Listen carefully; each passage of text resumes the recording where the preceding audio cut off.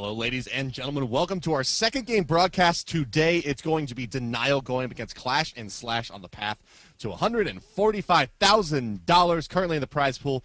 Make sure to pick up your poolside and skins and continue to support these players. Let's go ahead and introduce your teams. They are the blue team fighting out of the bottom of the minimap in the left side of your spectator UI. Team Denial Esports. It's going to be Pon in the jungle as Freya, Mace to the face, mid laning as Aoguang, Rushed in the solo lane as Hercules. Pain to Beyond and Jeff Hinla will be combining for the duo lane, and Pain to Beyond rushing rank 2 Heartseeker. More on that in a bit. They are going to be going up against ClashNSlash today as the red team on the right side of your spectator UI. It's going to be Pekkies and Zero Guards combining for the Apollo and Amir duo lane. Jerby in the mid lane is Hell. Cyclone Spin is... No, I'm sorry. Zero Guards in the jungle is Amir. Cyclone Spin is going to be your Guardian matching up with Pekkies, and Divios is going to be your solo laner. So the triumphant return of Amir jungle to competitive North American play. Yep, very interesting. Something I like for Cyclone Spin starting off. A ward in his inventory is definitely interesting. It's not something completely... Not a ward, 3 wards. Going for that ward. A couple of wards, actually. Definitely something interesting. And like you said, that hunter build. Pendivion is going that greedy, full Heartseeker and a whole bunch of pots build, whereas Peck is going for the more, passive, let me get that sustain early. I want to mention, though, his Heartseeker builds is only going to be effective if he can back exactly when it's time to get that rank 3, so that he can start stacking before the enemy hunter, which is Pekkies. If not, it's kind of a wash, and he would have been better off going Heartseeker. So, yeah, it's been a pretty normal style opening here. Neither team really getting too aggressive. A little bit curious for Denial, but. I don't think you really want to try to aggress the early Amir jungle. He's just brings so much control in the early parts of the game, and his first damage is pretty severe as well. So, in the meantime, it's going to be a late mid-camp pickup for ClashNSlash as well. Left side's going to be going down around 40 seconds here, so they're not going to be respawning until about 2:43 minutes instead of the normal timing. So, look to see if that throws off the Denial jungler of Pon if he caught that. Zero Guards takes a lot of harass on the right side lane on his jungle Amir, and one thing Amir definitely doesn't do is flash farm very well. He's not going to be able to get back into this game from behind, I don't think, very well. So he needs to try to maintain his at least parity with the rest of the team. For sure. That Ymir jungle really needs to be fed, not necessarily fed, but just has to be really work out correctly so that you have to, we got to see him come out and really do effective stuff, Bart. How do you think the jungle matchup is going to work out with the other jungler? Well, I mean, Freya going up against Amir is... If they catch each other in the jungle, right, you got to think that goes the way of Pon. It has a lot more damage, can kind of kite backwards with the slow, throwing in those in-hand, especially once Fatalis is up and running, and just basically run circles around the Amir. Amir, I think really what to look at here is will he be going for the blink on top of the Hand of the Gods to set up kills into the mid lane, where Aoguang is pretty susceptible to blink Amir stuns for the kill, and Jerby will be able to provide sufficient burst damage out of Black Stance Hell as well. All things told, yes, it is going to be the blink. So blink already up and running on Gars, and this is such a great game to watch. There's really nothing more entertaining than blink Amir ganks. Yeah, Blink Ymir ganks are going to be very exciting to watch as long as you can pull them off. Like I mentioned before, Ymir is a very immobile character, so once he blinks in, he's got to get that kill or else he's going to get killed. Pendiviana is in between 2 members in the long lane. The stun comes out. Jeff Hinla has the heal, and Pendiviana has the jump, so nothing's going to happen over there. Hinla's going to look for a ward as we just continue the farm. Yeah, the farm war is continuing on. The right side camps respawning, and ClashNSlash smartly going to go ahead and take those, knowing that the left side camps that they took a little bit later aren't going to be respawning for about 10 seconds. Very, very clever opening from ClashNSlash. They're going to be able to contest this on the left side if they want it. Jeff Hinla already sitting in position, but Denial, I think, has brought a lot of gods to this party here, and I don't think ClashNSlash is going to be able to effectively contest this, although they're going to certainly make a try at it. Cyclone's been no Jingle Bang attempt for him even. So let's talk solo lane. We haven't really touched on Solo Island yet. It's going to be Hercules versus Vamana. Hard to pick a favorite in this matchup. So let's talk about the items. Mystical Mark Rush versus Ankh. Mystical Mark provides a lot more once finished, but Ankh a little bit cheaper. So Divios will have the early advantage ever so slightly, and then Rushed will have the kind of end of the laning phase advantage, and then it's really anyone's game, more depending on the ganks and rotations that come out. For sure. We actually see a rotation go on. Zero Guard Spirit Tempest hits. Valkyrie's Discretion comes out and just denials denies ClashNSlash from getting that early lead we discussed that is so important for Ymir. So that was a really big kill, not just for First Blood right there, but also the impact later in the game for Ymir. So all credit to Mace to the Face and Pon, as we saw both junglers hanging out in the mid lane as opposed to solo lane this game, and it paid off as both ultimates came out and just got rid of Ymir. Yeah, it's taking Ymir off the table early is good. He doesn't, he hasn't rushed a Doomorb or something like that where it's going to be, drastically dropping his damage outside of the purple pot that he does lose. Which, actually I take that back. That's actually a pretty big deal for Ymir because his clear time, as you see, he's going to be sitting on that red buff for a little bit trying to clear that bad boy out. His clear is pretty bad without that purple pot for the first few levels of the game. Yeah, that purple pot, both junglers start off with that pot. And for those of you that don't know, the traditional jungle setup is a Hand of the God, which clears jungle camps, the Bumba's Mask, which gives you a passive in the jungle, and a damage pot, which gives you a lot of stats provided you don't die. So Zerogars died, so he doesn't have any stats beyond the 30% movement speed that are on his boots. So clearing is going to be very difficult for him. They have to almost like relinquish these mid harpies to denial, as they can't do much about it since their jungler is just stuck farming the back jungle. Yeah, he's going to be a little more relegated to having to farm or here, and is as we mentioned. I mean, just so many times now, his timings are going to be pretty slow on the Ymir, and with the first gank not going the way of ClashNSlash, I feel like the Ymir pick isn't really paying dividends, at least through this early game, where he really looks to be most effective. There's going to be beads out by Mace to the Face as the ultimate comes through. Now Spirit Tempest doing a lot of damage with Cyclospin. Zerogars is zoned out by the Tornado, healed up by Hell. Bombs coming through from Freya, enough to secure it. Crashing in his Peckies. They want to pick up Jeff Hinla. I'm not sure if they have enough damage, as the rest of the battle crashes in. Desert Fury coming through. Still no one down. Jeff Hinla trying to get out of this fight. Cyclospin also trying to leave. Jeremy wants to chase out Jeff Hinla now, but I'm not sure if he's going to have a Dark Sands 3 coming up in time. They're running circles on each other. There it is going out. Jeff Hinla knew he was dead to rights with a sprint on Hell, and that's going to be a 1-for-1 trade at the end of the day. The jungler for the support, but a second death on Ymir now going to slow him down even more. Yeah. That was a 1-for-1 trade through and through, but Denial feels good about that trade. Jeff Hinla knew he was dead, ran circles around Hell, which took her out of the fight and prevented her from using that powerful AoE damage against the rest of his team. So he knew he was going down, and he used his death. He used that proficiently, and that helped his team. And like you said, that's 1 death on a support character and 2 deaths on a fed dependent, shall we say, creature like Ymir on the other side. So it was 1-for-1 in the books, but in the long run, it meant a lot more for Denial than it did for ClashNSlash.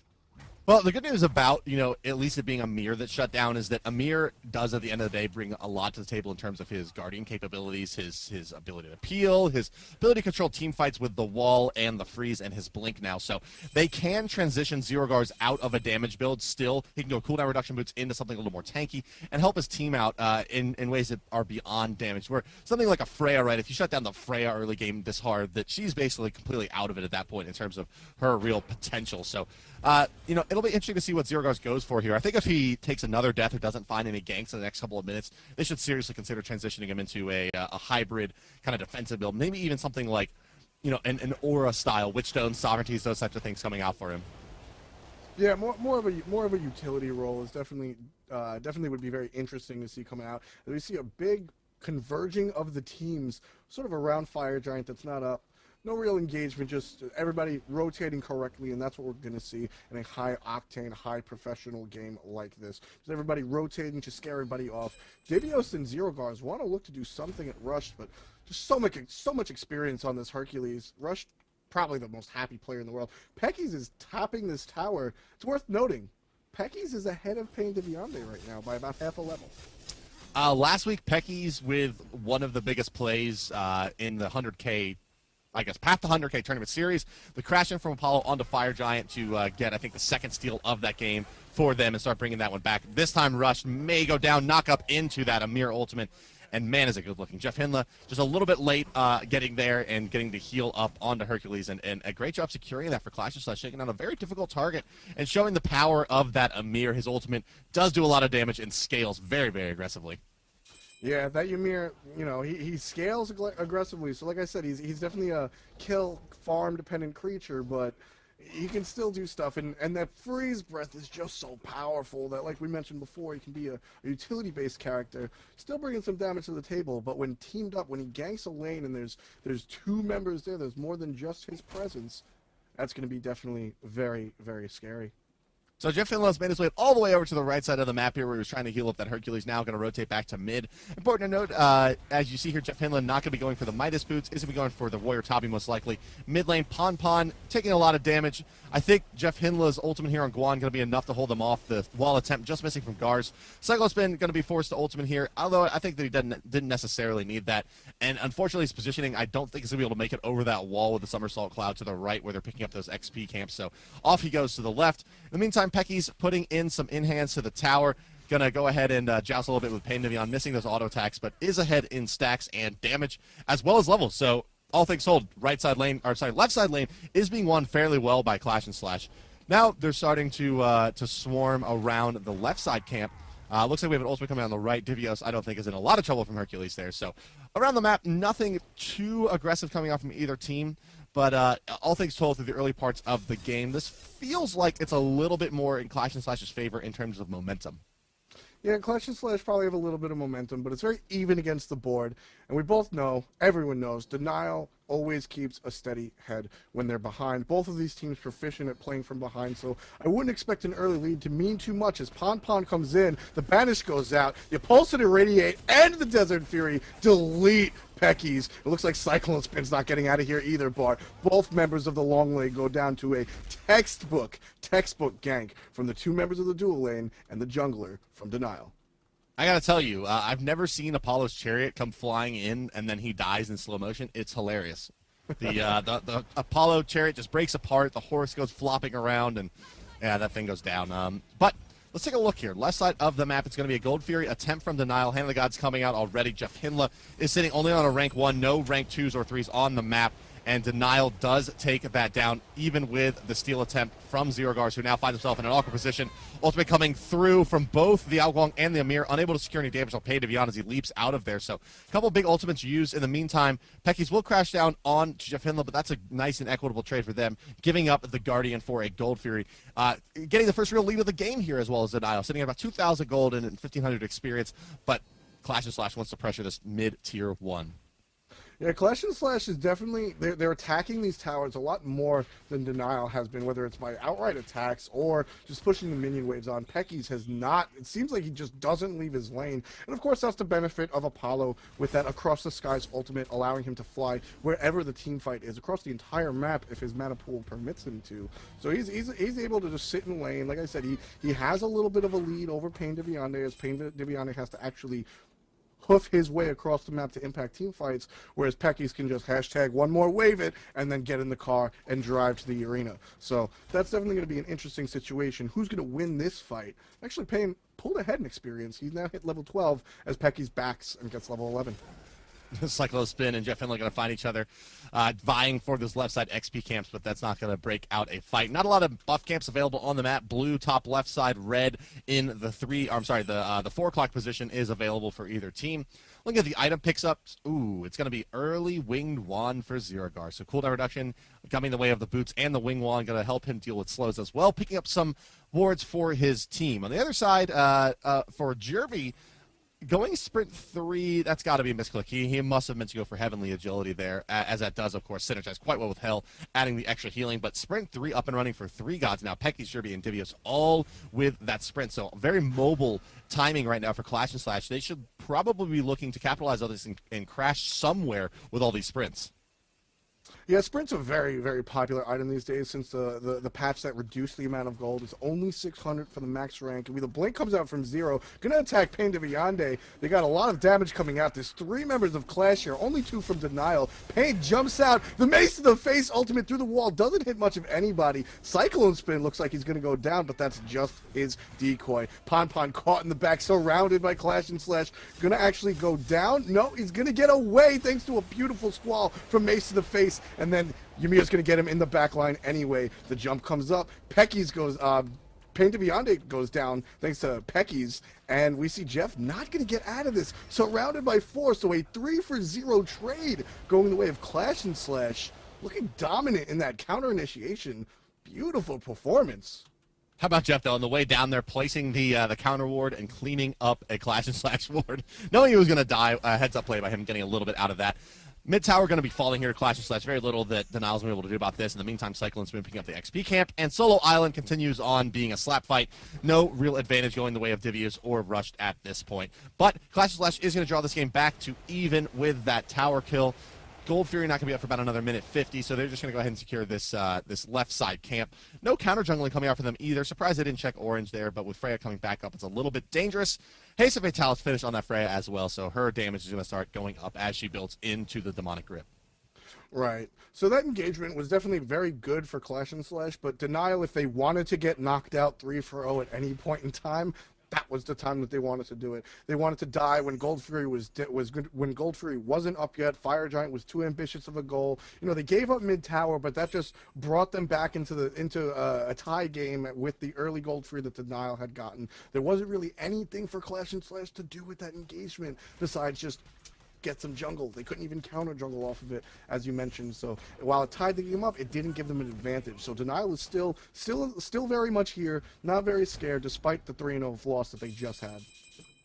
Big rotations coming out to the right side, but they're going to stop as they approach it. Both teams noticing that they're rotating quite a bit over there. No one wants to take the fight on top of that very, very tanky warrior role in that right side solo lane. Left side lane that I'm now looking at, Pekis versus Pain Divion.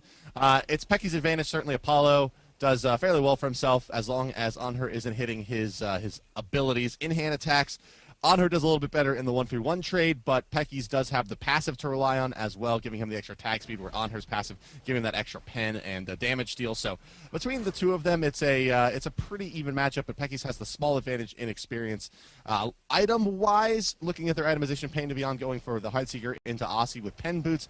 Pekis is going to be going the Aussie and Heartseeker Rush with a Death's Toll. No boots up and running on him just yet, but he has plenty of gold, sitting on about 1,700. I wonder if we'll see Pekis skip boots altogether and just maybe even pick up another stacking item and sit in this lane. It's possible we'll see Pekis get a Witch Stone if they really feel that Freya and Pain are something to deal with.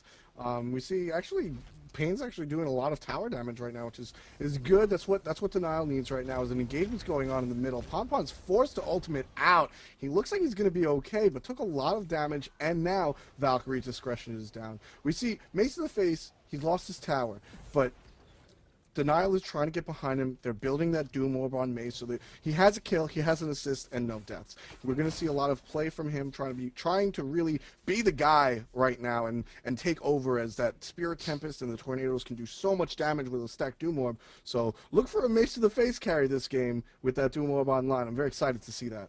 Yeah, across the lane from him, shoutouts to Jerby on the Hell. You know, definitely not a goddess that you say has high survivability versus ganks, but doing really, really well for himself with the sprint 3 beads 3, 2-0-2, and it hasn't really even been pressured to this point in the game at 16 minutes. So, you know, Hell has gotten out of the kind of difficult part of the game for her, and now is hitting, you know, the mid game, and Hell really, really exceeds at this point in the game. Look for ClashNSlash to start putting up some really unstoppable pushes. Yeah, Hell's impact in the mid game is so powerful, as we see her just clear an entire wave by pressing her 3 buttons, and that's going to happen a lot as we see this rotation in the right lane. Divio's taking a whole bunch of damage from 2 members of Denial. They decide to just back off and chase Divios and Zero Gars away from the situation. Jeff Hindler rotates into middle, going to take some poke from Jerby, going to dodge a couple Tableau Assault, not really anything of consequence. Right now, Jeff Hindler's just trying to maintain a presence in mid lane so that ClashNSlash can't take complete control over the fact that there is no tower right there. Cyclospin is kind of camping over off just to the side of the left side lane. They want to maybe try to make a play for Pain Divion, but I don't think they're going to be able to close that distance by any stretch of the imagination. The sprint's not up for Pain Divion, actually, so he's maybe gankable. When another thing is that we haven't seen the blink really play much more in for Zero Gars here, as maybe I'll eat my words, he's going to blink, and he's only going to find one, though, with that. Oh, the Alcohol Ultimate coming through. That's going to do really no damage, actually. Nice split coming up, but Cyclone Spin forced to ultimate out of this fight. Pekis does find Pain Divion in the meantime. Jerby getting fairly low, but trying to heal himself up. A very tanky target. Able to run back through that Amir ultimate, where Ponpon takes a lot of damage there. The freeze is going to spell his death, and now Denial has to turn tail and run. Rush is going to try to make his way to the front line, but it's not going to be enough to continue that fight. Meantime, Divios is going to find a lot of damage onto the tier 1 and right, likely the tower kill, and there's a Gold Fury available for ClashNSlash when they want it. Yeah, that was another poor engagement from Denial, and it was all because of split DPS. There is not much AoE damage. Pompon's going to be activating that pulse for some initial slows and AoE, but a lot of the damage is going to come from that Irradiate. Hinla has Tallow Assault, but he's not going to be focusing on damaging a whole bunch of people. And Desert Fury probably did the most AoE, but 3 members of ClashNSlash as they take this Gold Fury down. Jeff Hinla's actually looking at it. Can we see a steal? I can't see the HP bar. The HP bar is there, and it's stealable, but Zero Guards is just going to actually zone out Hinla. He knows that he doesn't want to die for this. He gets the freeze out, gets the carpet out, taking some damage, but he's so tanky already at level 13, sitting on just boots and level 2 Urchin. What we can assume is going to go into Urchin, so... But, 3 members of ClashNSlash in that previous engagement were at half health or lower, so they just need to pick a target and kill somebody, and they'll come out 1 or 3. They're going to dive rush. They're going into the where once was a tower. The stun does miss for Gars, though. The wall is going to be evaded by Rush as well. Knock up from the meteor. I'm sorry, the boulder coming through. Mace to the face is here, but they're channeling that ultimate from Gars, but he's just not tanky enough with his hybrid damage build. Divios now the one in some trouble as well. Spirit Tempest did tons of damage there. Divios forced to turn back around as the tornado's there, but he's perfectly happy to do so. Rush getting River Dance on. He's going to try to make it out of this fight. Sun coming through with Cyclone Spin if he can get it. No. Jinko Bank going to be not secured. Doesn't matter. Divios gets it with Armored Umbrella. Cyclone Spin doing a nice job of coming into that fight a little bit late and forcing those carries off. Ao Guang forced a retreat out of that. ClashNSlash finds the trade after the failed Amir gank, but they've picked up Cyclone Spin here now with a banish. He's going to be forced to bird out. I think it's going to be enough for him to make it. Yeah, he's going to be okay. Left side lane, however, in the meantime, Pecky's in a lot of trouble. Desert Fury came through from on her, and he goes down as well as the Jeff Hinla and Pain to Beyond combination. So a 2-for-1 trade across the map in favor of Denial at the end of the day. Yeah, that's a professional move. Denial, Jeff Hinla, they noticed what happened in the right lane, and they knew against all odds, as we see both players at low HP, they forced that fight because they couldn't give up yet another one-sided trade. They made that trade happen, and that really worked out for them. They knew, I can only imagine that their mumble said, okay, that went down to the right lane, we need to make this happen, and they got both the kill and the tower, something to bring them just 2k gold within the lead that ClashNSlash has right now, just evening it up almost. Looking around the map here, a lot of wards for both teams, a lot of sentry wards, in fact, coming up from Denial. ClashNSlash a little bit more equally split. It's a focus voice, so it finished on Gars on top of the Winged Wand, so Amir is going to start coming online in terms of his damage capabilities. Still a little bit weak in terms of tankiness. Divios working towards Haste of Fatalis, where he will really be able to turn the corner as a damage dealer on the Vamana. Mace to the face with an interesting build. Blink 1 going to be going into combat blink you would expect on Ao Guang, plus a Divine Ruin into Polynomicon. So a pretty non-standard build from here, wanting to shut down the healing of Wukong, Hell, and Vamana where possible. Speaking of that Wukong, he's going to be building into a Creeping Curse for the moment right too, potentially a Weakening Curse to shut down the Hercules healing and give them the edge with their healers. Blinking in now is Ao Guang on top of Divios, who's forced to run out. Valkyrie's Discretion coming through, not enough from the Freya. Jeff Hinla, I think, is going to be a little late too into this fight in terms of being able to shut down Divios, and looks like he's going to be okay. No! Cleaned up by Mace in the face! What a dragon that was. Spirit Tempest cleans him up. Wonderful placement. That was a beautiful and much needed ultimate as we see Zero Guards escape thanks to the wall. Cyclone Spin and Jerby are now stuck in between 4 members of Denial. This looks like it's going to be very important for them, but Cyclone Spin has that bird, can just get out of wherever he wants, whether it be dodge or elsewhere, whenever he wants. So thankfully he can get out of there, but Denial, that's what they needed to do. They needed to kill that Vamana. Once he gets into this mid-game build, he has the Haste Talus. Jeff Hinla's shredding. They want to make something happen here. They recognize it. The stun comes out. The second stun comes out. Jeff Hinla healed himself back up to 80%. Not really a big deal. He's just so tanky. Tornadoes is ticking on Cyclone Spin and Gars, the defensive blink. They don't want this fight. Pain wants to push it a little bit, but recognizes that they're backing off a little too far and opts to just back off. Except he gets the leap, doesn't get the knock-up on Hell, comes out, lots of damage coming out from Jerby. It's stuck in the middle. Can they get the kill? Yes, they can, as Pon hits him with one last shot. Couple of stuns come out. Cyclone Spin and Zero Guards really want to get out of here, but Pon says no. The Banish comes out, the Jingle Bang comes out just to push off Denial a little more. Oh, Freya. Poor girl. Overstayed her welcome. And gives that trade back to be a 2-for-2. I'm sorry, that ends up being a 3-for-2? No, just the health so a 2-for-2. During that fight, Pecky's did push the tier 1 and 2 on, and tier 2, I'm sorry, on the left side. Did ultimately go down, nearly made it out on his chariot as well. And there I was going to say, ClashNSlash probably should have not looked to take that fight after getting that big trade, getting the 2 tiers in exchange for Apollo. But they continue in there and they stay steadfast and they find another kill, even to make it a even better trade for them. So ultimately, they're going to be taking the 4,000 golden experience lead now on the back of those 2 towers and that fight. And ClashNSlash has a distinct advantage here now into the mid game. They have the Vamana up and running now. He's basically hit his damage items, going to go into Bulwark, and then probably another damage item for his 6th there. And you have the big-time heal items coming out as well for ClashNSlash. It looks like they want to start taking some siege engagements as they're going to go Rod of Aselpius on to Jerby, as well as the Mail of Renewal for Zerogars. Between that and the Bulwarks and the ultimate healing from Cyclospin and Divios, a very, very resilient team. And I expect some serious split pushing from Pekis as his team 4-mans and rolls through the mid-game.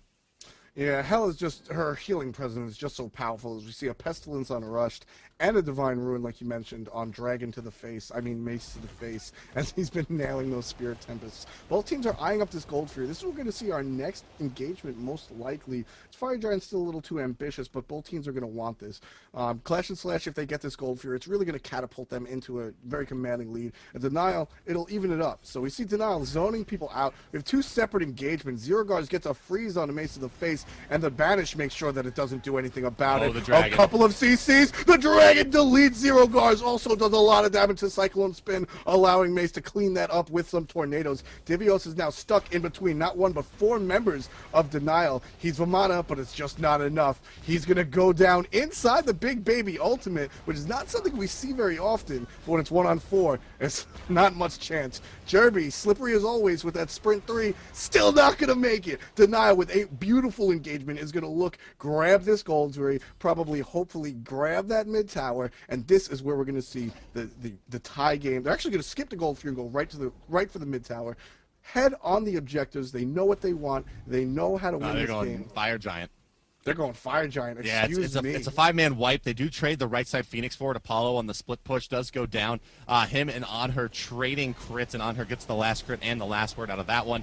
I don't think Cyclone Spin is going to be able to make it back over here in time. So this is going to be a Fire Giant way of Denial, and a wonderful turnaround by them.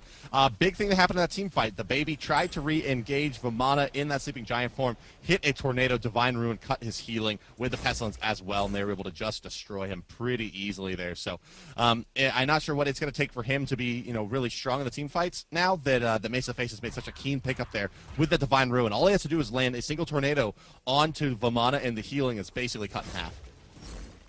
Yeah, we brushed upon it before, and right there, if you have us on mute for some reason, you got the whole shebang on why that Divine Ruin pickup is so important. And yeah, that Fire Giant was pretty much a duh for Denial. I definitely should have noticed that before, because with a 5-man wipe like that, you're going to go for the Fire Giant, as it's going to allow you to just push so heavy. We see Denial really Triple VG in right here, grouping up. They want to push something. They want to make something happen. They're down by 4K. It was bigger before. They know that they can push something, especially now with that buff. Apollo's in the left lane.